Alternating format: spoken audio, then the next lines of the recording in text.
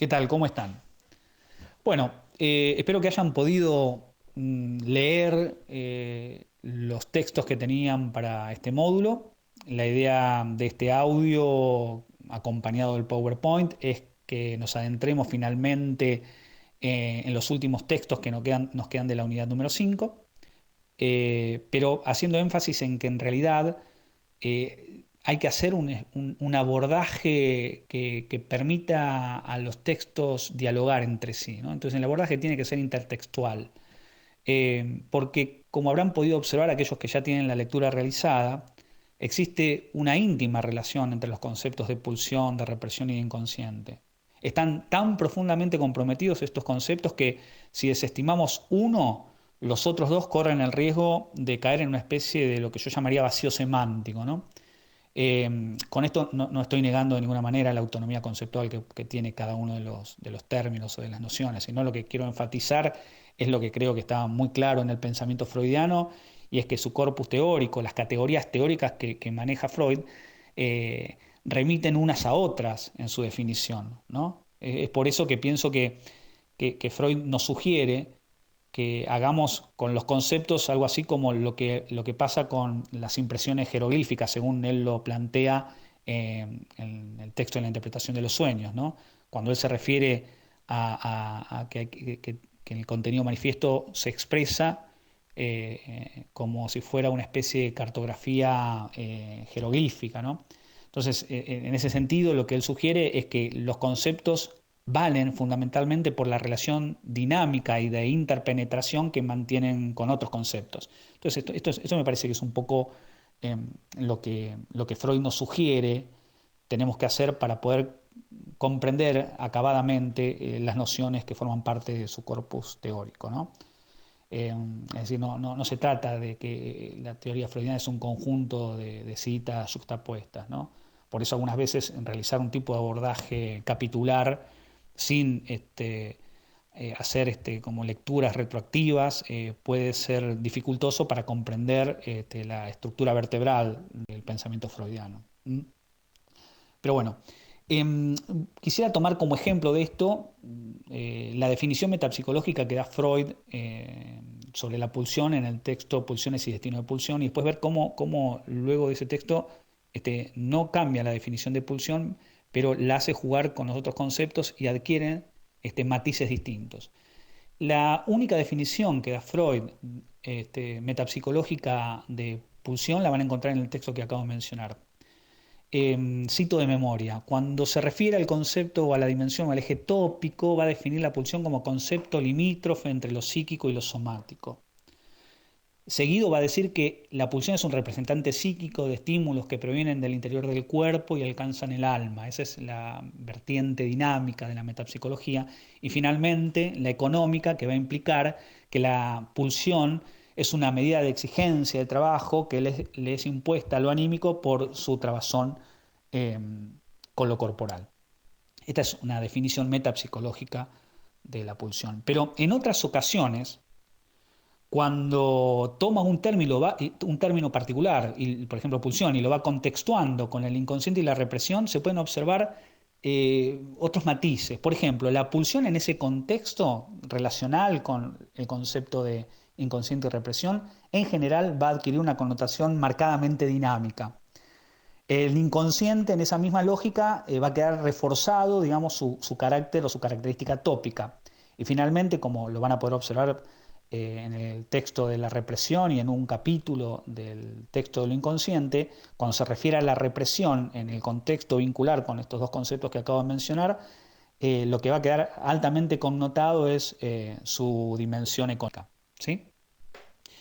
Bien, vayamos sin ambajes directamente al texto Lo Inconsciente y planteemos lo siguiente. Primero, yo quería dejar claro eh, que, digamos, el término inconsciente no se corresponde, digamos, con un neologismo freudiano, ¿sí? Es una expresión que surge ya mucho antes de Freud, en 1700 aproximadamente, 1750, y en lengua inglesa, ¿no?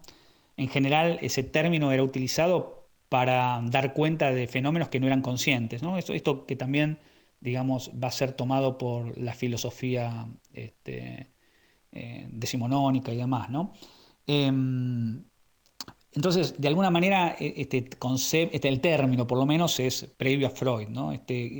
Freud va a recibir una marcada influencia del movimiento romántico alemán de 1840. Entonces ahí sí pareciera que Freud, aunque no lo exprese concretamente, va a tomar algo de estos pensadores, Goethe, por ejemplo, que lo van a llevar a que se empiece a interrogar respecto de la posibilidad de que haya una categoría, ¿no?, asociada a esta idea del inconsciente romántico que predominaba en el periodo previo al nacimiento freudiano, digamos, al nacimiento de Freud. Pero, digamos, esta categoría le va a generar a Freud la sensación, imagino, de que hay algo que no es consciente, pero que está grávido de sentido y de lógica, ¿no? En general, el inconsciente, desde la perspectiva romántica, implicaba la emoción, lo oculto, ¿no? Lo misterioso, pero lo que tenía sentido, un sentido que era contrario, digamos, a la lógica racional. Entonces, me parece que por ahí se puede rastrear de alguna manera u otra el germen de lo que finalmente devendrá en un concepto capital para el psicoanálisis, que es el inconsciente. Ahora, la sospecha de un funcionamiento psíquico distinto al de la conciencia en Freud es clara desde el inicio, digamos, y surge básicamente por dos vías. Una que tiene que ver con el estado práctico. Él encuentra el inconsciente como en estado práctico, como aquel fenómeno que habíamos visto en algún momento, en el Zoom lo charlamos inclusive, de la decisión de la conciencia y de las personalidades múltiples que observaba en sus pacientes histéricas. Y por otro lado en un estado experimental, eh, a través de la utilización de la sugestión hipnótica, digamos. Ahí Freud empieza ya, insisto, en un estado práctico y en otro estado experimental, a fundar las bases para el desarrollo conceptual de la noción de inconsciente, ¿no? Fíjense, digamos, si estoy pensándolo ahora, cómo podemos ligar esto con el capítulo 1 de lo inconsciente.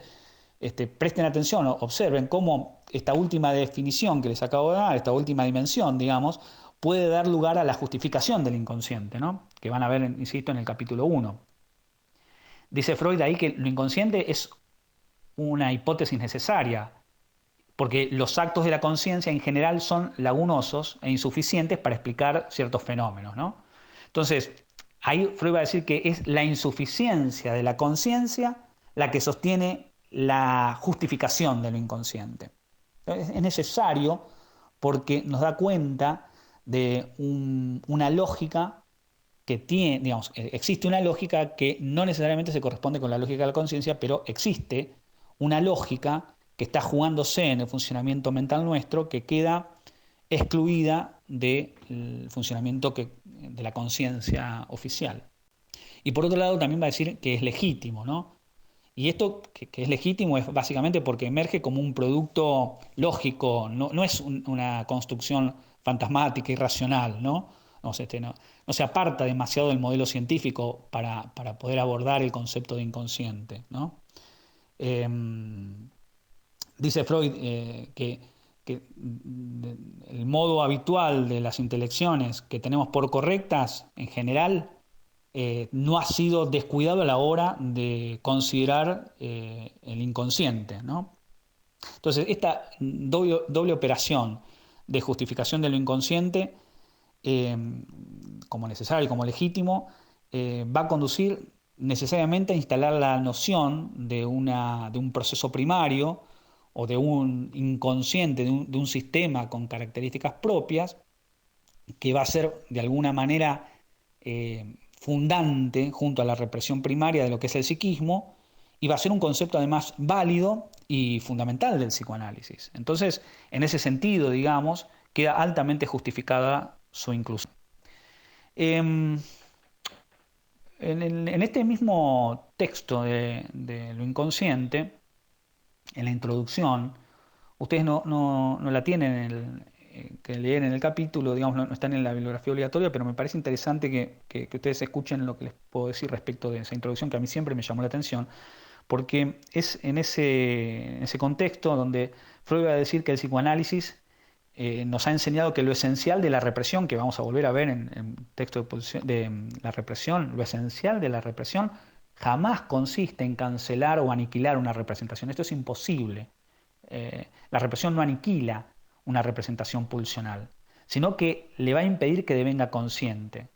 Entonces, aquí, y de una manera muy inicial, podemos observar cómo el inconsciente va a surgir como efecto de la represión y cómo la agencia representante que va a fundar ese inconsciente, la agencia representante de la pulsión, va a formar parte del núcleo de lo inconsciente. Entonces ahí cómo tenemos articulado representante pulsional, que es la forma en que se expresa la pulsión en el terreno ideativo, en el terreno, digamos, psíquico, cómo el inconsciente surge a propósito de un proceso represivo que no aniquila estas represiones, estas representaciones, sino que les impide devenir consciente. Ahora, esto es como una especie de introducción. Ya iremos viendo cuando abordemos el texto de la represión cómo esto cobra mucho mayor sentido.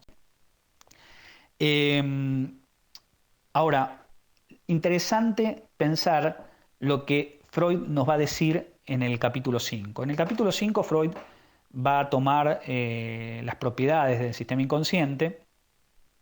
Ustedes ya tenían en la bibliografía del módulo, no se me acuerdo si el anterior bueno, en alguno de los módulos, creo que es el módulo 3, ustedes tenían en el capítulo 5 la posibilidad de observar cuáles son las propiedades del sistema inconsciente, ¿no? Propiedades que son fundamentales para entender el funcionamiento. Se las recuerdo rápidamente. Freud dice que hay en el inconsciente hay ausencia de contradicción. Se va a referir a las movilidades libres de las investiduras, ¿no? De las catexis, es decir, va a hablar del proceso primario relacionado con la condensación y el desplazamiento. Estos son contenidos del inconsciente. También se va a referir a la atemporalidad de los contenidos. ¿Qué quiere decir la atemporalidad de los contenidos? Bueno, lo que implica básicamente que las representaciones no están ordenadas en conformidad o en arreglo con el tiempo y fundamentalmente que el paso del tiempo no las altera, ¿sí? No las degrada, no las desgasta. Piensen siempre que las categorías de tiempo cronológico o sucesivo se corresponden solo con el sistema preconsciente consciente, ¿no? Entonces, solo es pasible de degradación alguna representación que esté asociada al funcionamiento secundario. Al funcionamiento primario, el paso del tiempo nada las altera, digamos, ¿no? Y finalmente, como última propiedad, Freud se va a referir a la sustitución de la realidad psíquica, en realidad la realidad exterior por la realidad psíquica, ¿no? Cómo queda sustituida en el inconsciente el valor de la realidad externa por la realidad interna, algo que ya viene anunciando Freud tempranamente, ¿no? Cuando Freud manejaba una consideración exógena, ¿no? Fáctica de la teoría etiológica de la histeria, que suponía que se trataba de un abuso acontecido, fechable, concreto, respecto de un adulto hacia un niño o una niña. Ahí Freud está orientándose en una perspectiva exogenista, digamos, materialista, real, ¿no? Ahora, en un momento, el año puntual es 1897, en ese momento, la teoría de la selección traumática cae en favor de la emergencia del valor de la fantasía, o en este caso, para seguir en continuidad con el texto del inconsciente, en función del valor que tiene la realidad psíquica, ¿no?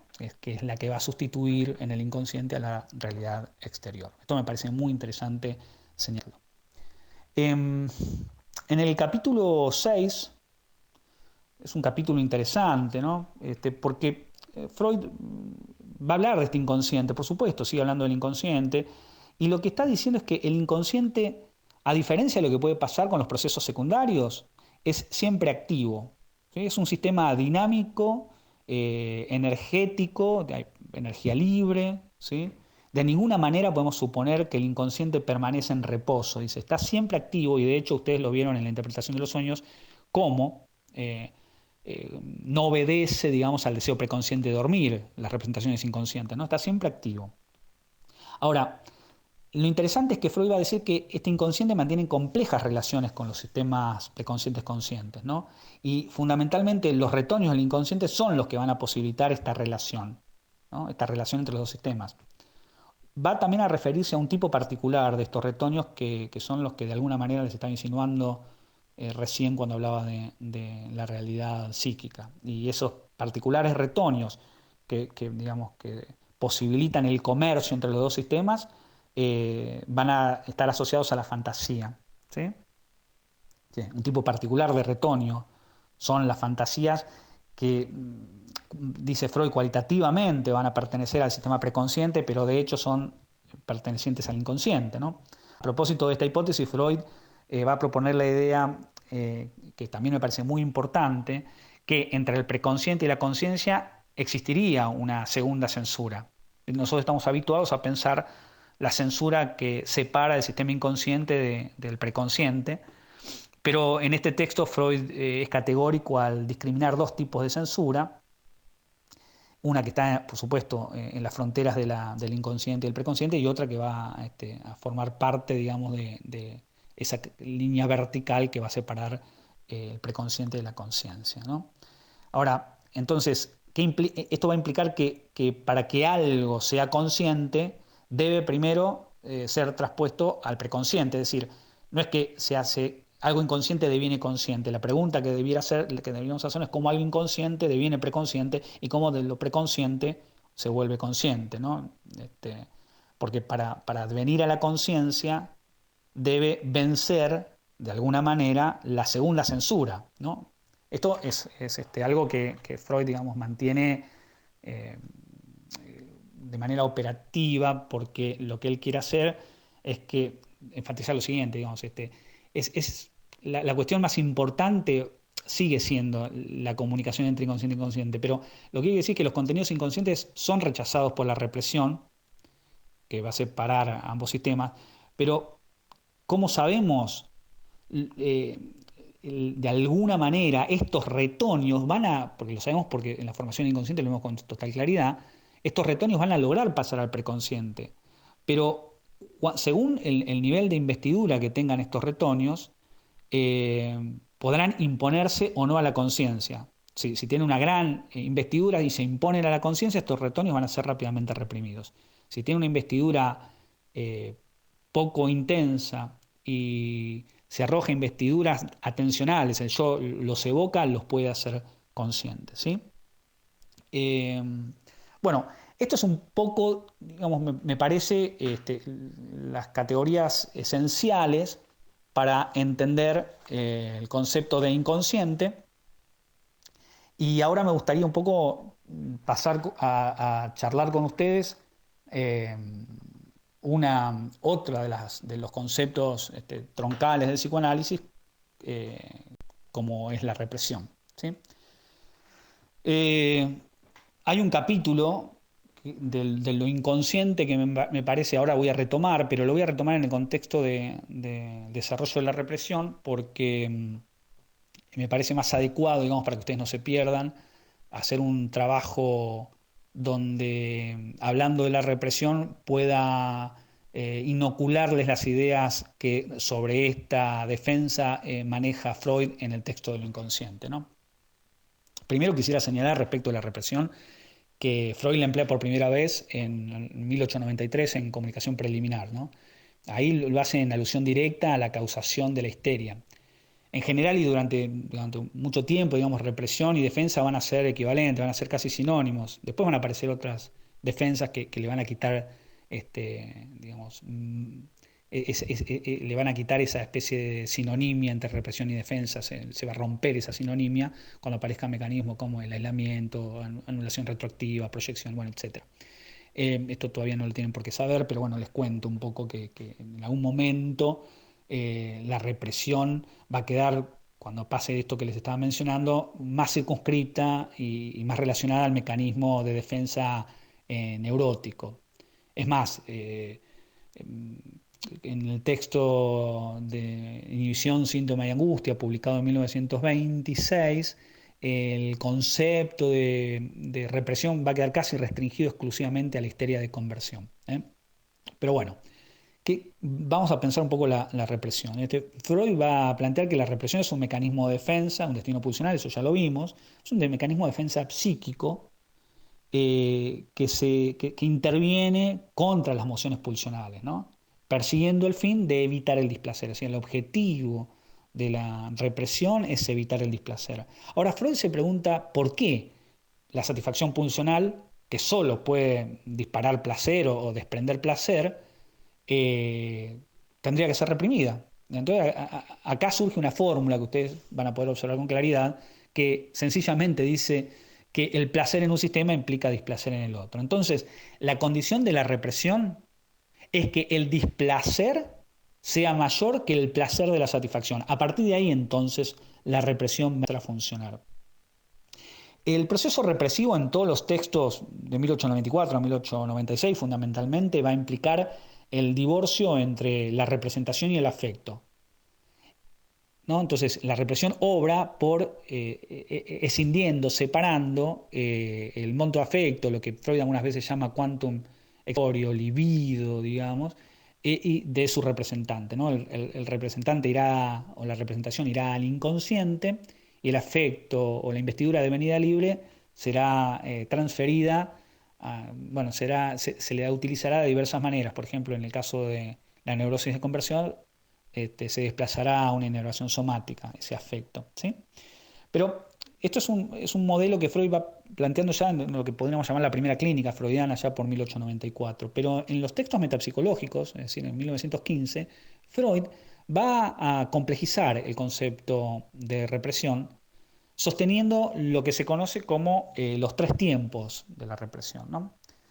El primer tiempo de la represión va a llamarlo Freud de diversas maneras, lo va a llamar represión primaria, hay quienes lo traducen como represión originaria o primordial, ¿no? Pero Freud dice o introduce la idea de una represión primaria diciendo que es un error suponer que el proceso represivo, destacar en el proceso represivo con exclusividad la repulsión, digamos que se ejercen de los sistemas secundarios o de la conciencia.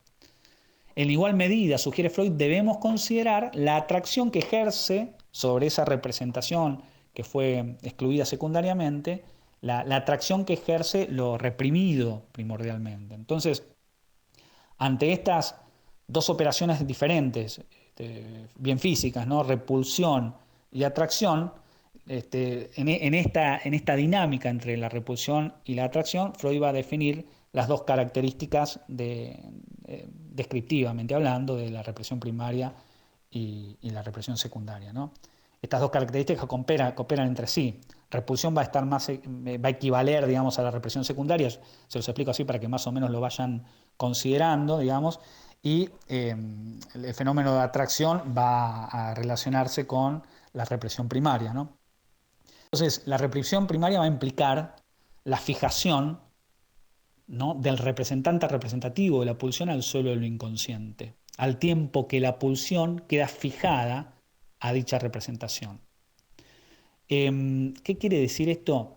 Que, bueno, acuérdense que Freud en el texto del inconsciente dice que la pulsión solo se inscribe en el psiquismo a través de su delegado representacional. Es decir, la pulsión no puede estar per se inscripta en lo inconsciente, tiene que haber un representante representativo, es decir, una delegación de ese fenómeno somático que, delegado en lo psíquico, inscriba a la pulsión.